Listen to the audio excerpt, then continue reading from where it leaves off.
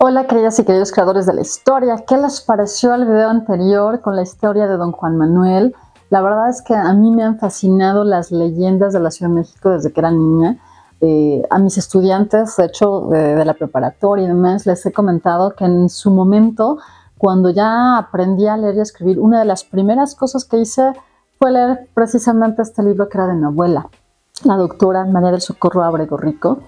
Y a ella también le fascinaban las leyendas y las historias así, ¿no? Bueno, la familia, ya ven que el año pasado, mi querido Leo y yo hicimos así un video acá de historias verdaderas, espeluznantes y demás de aparecidos, muertitos y anexos y similares, ¿no? Pero bueno, justamente esta leyenda tiene su parte también histórica. La casa actualmente existe, donde se dice que él vivió, solo que es una casa ya del siglo XVIII y don Juan Manuel es del siglo XVII, o sea, un siglo antes. Obviamente después tuvo otros dueños, remodelaciones, por así decirlo, cambios y demás, ¿no? Pero si ustedes caminan precisamente en esta calle, que está muy cerca del Zócalo, hacia el sur, de hecho, van a ver una placa que dice, aquí se dice que vivió don Juan Manuel de Solórzano y ¿no? Ahora, ¿quién fue este personaje que se generó toda esta leyenda, ¿no? Ahora sí que de suspenso, de terror y demás, y que además justamente está envuelta en el misterio de si murió ahorcado, por quién, cómo, y bueno, además siempre se dijo que le había ahora sí que vendido su alma, ¿no? Al demonio, ¿no? Y demás. Entonces, bueno, vamos a ver lo que dicen los cronistas sobre este Juan Manuel. Se los voy a comentar, se los voy a leer aquí, que es la continuación entonces del video anterior. La leyenda fue obviamente lo que contamos anteriormente, pero ahorita vamos con la parte histórica para que más o menos se enteren del chisme, hombre, de quién era aquí don Juan Manuel, ¿va? Entonces, bueno, tenemos la historia. Tanto Marroquí, otro cronista por supuesto, como otros historiadores están acordes en que entre los personajes que acompañaron al marqués de Guadalcázar, don Diego Fernández de Córdoba, de España aquí a la Nueva España, al venir a tomar posesión de su cargo de vicerrey o virrey, venía un caballero nativo de Burgos, nombrado don Juan Manuel de Solórzano, hombre acaudalado y de cierta prestancia social. No describe a nadie cómo era el porte del caballero, ignorándose mucho acerca de sus prendas físicas, ¿no? O sea, qué características tenía, que no pueden haber sido otras que las de aquellas arrogancias de la época, ¿no? Los erguidos mostachos, ¿no? Quizás la aguda barba o la perilla y la larga melena, ¿no? Tocada con airoso chambergo. Y armas al cinto, naturalmente, ¿no? Una espada, etcétera, ¿no? Cuando el siguiente virrey, don Lope Díaz de Armendáriz, marqués de Cadereyta, tomó las riendas del gobierno de la Nueva España, don Juan Manuel fue su amigo y consejero, alcanzando ahora sí que privanza o presencia en la corte virreinal. Fue por aquel entonces cuando contrajo nupcias con la rica heredera del minero, aquella Mariana de Laguna, que tanto habla la leyenda, ¿no? Y a la que exculpan algunos autores de todo lo acontecido, pues no está probado que fuese liviana la dama, ni que, o sea, que no le pusiera, no se cree realmente que le pusiera el cuerno a don Juan Manuel, ¿no?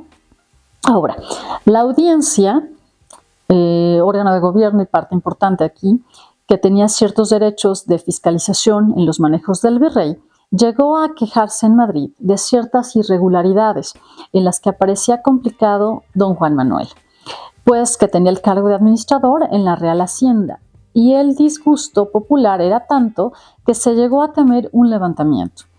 Mas el marqués de Cadereyta, hábil político, logró desvanecer en España la mala impresión, y el rey Felipe IV aprobó su gobernación, confirmando a don Juan Manuel en su cargo administrativo. Llegó a la Veracruz, por aquellos años, doña Ana Porcel de Velasco, dama de gran alcurnia, viuda de un oficial de marina, y dijóse que muy hermosa.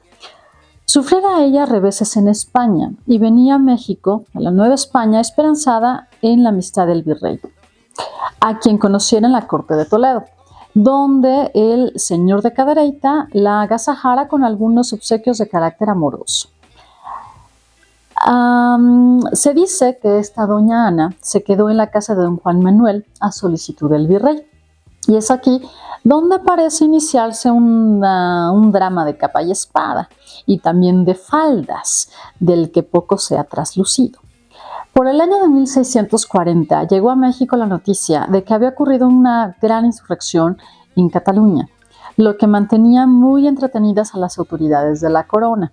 Y fue entonces cuando las autoridades aquí, afectas a la audiencia, encontraron ocasión de vengarse del marqués de Cadereyta y de su privado don Juan Manuel, o su querido amigo, ¿no?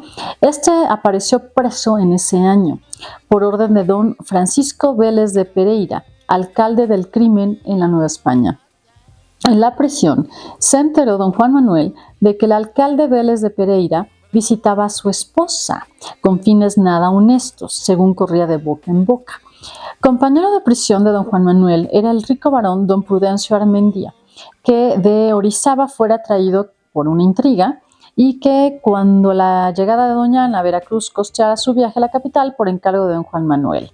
Este don Prudencio fue quien facilitó a don Juan Manuel la salida de la cárcel algunas veces para que pudiera acechar a su esposa y cerciorarse de su conducta. Se afirma que en una de esas noches de inquieto espionaje, don Juan Manuel pudo corroborar la infidelidad de la señora, hallándola en coloquio amoroso con el alcalde Vélez de Pereira y, ciego de furia, mató a este hombre. Vino entonces un enredo político de todos los demonios entre las autoridades superiores del virreinato, pues la audiencia de la que dependía el alcalde del crimen no quería esclarecer el delito por no deshonrar al funcionario muerto, y el virrey, a su vez, pugnaba por salvar a don Juan Manuel. Esto se resolvió de una manera sombría y arbitraria, pues cierto día de octubre de 1641, don Juan Manuel amaneció colgado, parece que por orden de los oidores de la audiencia, los cuales, para disculparse, atribuyeron la ejecución a los propios, ahora sí que a los pobrecitos ángeles, ¿verdad? Una muerte así no puede ser más bella, por la belleza de los verdugos celestiales, pero también no deja de ser una calumnia atribuir a los seráficos seres esas atrocidades, ¿verdad? Venganzas o justicias que fueran. Es el caso que aquí descansa el pintoresco, o lo pintoresco de la historia que se enlaza con la leyenda, ¿no? Y que pues rebosa ironía, siendo un desenlace muy original que contrasta con la rigidez del drama, si es que lo hubo, que pudo haberlo, ¿no? Historiadores hubo que lavaron de culpa a la esposa de don Juan Manuel, asegurando que cuando el alcalde la pretendía, ofreciéndole la libertad de su marido a cambio del amor, ella dudaba y no accedía. Todas estas noticias, sucedidos con cejas y habladurías, constituyeron el más sabroso cuento, ¿verdad?, legendario de la antigüedad aquí de la capital de la Nueva España. Y ello dio base, motivo y justificación del nombre que había de llevar la vía pública o la calle donde tantas escenas espeluznantes habían ocurrido, y es decir, la calle de don Juan Manuel. Pues como ven, queridas y queridos creadores de la historia, esta es como la historia extra, digámoslo así, a la leyenda, donde, sí se aclara que don Juan Manuel sí existió. Y que también, pues en este caso, ya vimos que no fue ahorcado, ¿verdad?, ni por los angelitos, sino también, y aquí un fantasma que se apareció y apagó las luces. No es cierto. No, pero, ¿cómo ven aquí nuestras historias y leyendas? Recuerden que justamente las leyendas son parte del patrimonio cultural intangible de los pueblos, y en este caso de los mexicanos, y particularmente de la Ciudad de México. ¿Tú ya sabías de esta leyenda? Cuéntanoslo aquí todo, aquí en el chat, por favor, o igual si tú sabes de otras leyendas de la época virreinal, obviamente además de La Llorona, obvio, ¿no?